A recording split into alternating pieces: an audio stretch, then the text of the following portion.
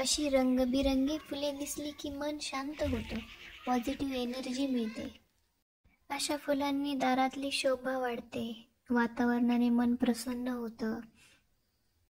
भोलेनाथाची पूजा करताना मन शांत, नम्र आणि पवित्र होतं. शिवशंकर आपल्याला संयम, सामर्थ्य आणि सत्याचा मार्ग दाखवतात. ओंकाराच्या स्मरणात शांती मिळते. राग, अहंकार आणि मत्सर दूर करून भक्तीने नमो शिवाय म्हणत प्रार्थना केली तर जीवनात शुभदा आणि कृपा नक्कीच लाभते.